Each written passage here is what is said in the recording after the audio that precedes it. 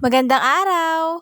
Napakaganda ng umaga ngayon. Tara, samahan niyo ako for today's video. Pagkagising ko nga kaninang umaga ay kumain lamang ako ng biskwit at nagumpisa na nga ako sa mga gawain ko. Bali una ko ang inasikaso itong mga halaman ko dahil simula nga nung tagulan ay hindi ko na nga ito masyadong naaasikaso. Pinagpalit-palit ko nga lamang sila ng mga pwesto at nilagay ko nga sa bungad yung mga makakapal na ang dahon para naman nakikita yung mga kagandahan ng mga halaman ko. Yung mga sabog-sabog na ang sanga ay pinagtatali ko para naman magandang tignan at diretso nga yung tubo nila. Napakagandang tignan ang harapan ng bahay lalo na kung marami tayong halaman. Kahit nakokonti pa nga lamang itong aking mga halaman ay pagkaalagang-alaga ko para sila'y dumami. Dahil hindi na nga masyadong maulan ngayon na may magdidilig na tayo. Nakalibre nga naman tayo ng pagdidilig ng mga nakaraang araw na panay pa ang ulan. Kaya for today's video ay for the dilig ang person, charot.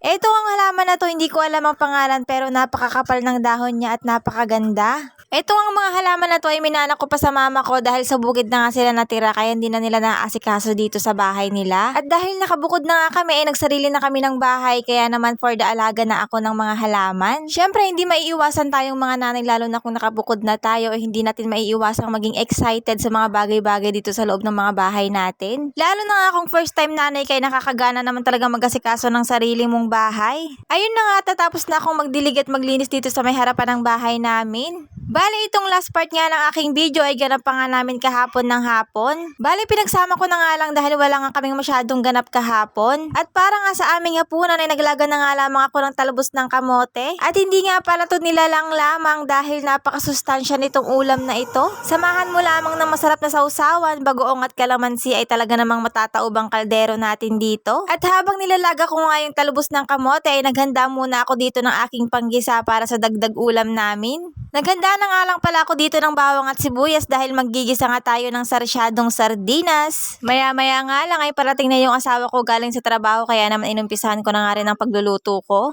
Pulang sardinas nga lamang yung available sa tindahan kaya ito na nga lang yung binili ko. Bali lalagaan ko na nga lang si Martel ng itlog na ulam niya para makakain siya. Luto na nga din itong aking talbos ng kamote at simulan na natin ang pagluluto sa aking sardinas. Nagulat nga ako sa presyo ng sardinas ngayon dahil noong araw ay 15 pesos nga lamang ang isang lata. Ngayon nga ay 25 pesos na. Talaga namang napakamahal na ngayon. Parang kailan lamang makakabili ka na ng masarap na ulam sa halagang 100 pesos. Ngayon ay sardinas na lamang at napakamahal. Paano na ang buhay, charo? Oh, shot, balik na tayo sa aking pagluluto mga kainay. Naggisa na nga rin ako dito ng sibuyas at bawang at nilagay ko na nga yung ating sardinas. Bali, dudurugin ko nga lamang yung sardinas at lulutuin ng kaunti. Naglagay na nga pala ako dyan ng mga pampalasa katulad ng asin at magic sarap. At syempre, maglalagay tayo ng siling green para mas mabango at mas masarap na ulam. Naglagay nga din pala ako dyan ng itlog. O, diba? Sardinas ala sisig ang dating. Hahalu-haluin lamang natin hanggang sa maluto yung itlog. At kapag luto na nga ang itlog, ipatutuyuin lamang natin ng kaunti sa kaldero at pwede na nga nating hanguin. Simple at napakasarap na ulam at talaga namang napakadali lamang nitong lutuin. Ayan at luto na nga ang ating sarsyadong sardinas ala sisig. Char!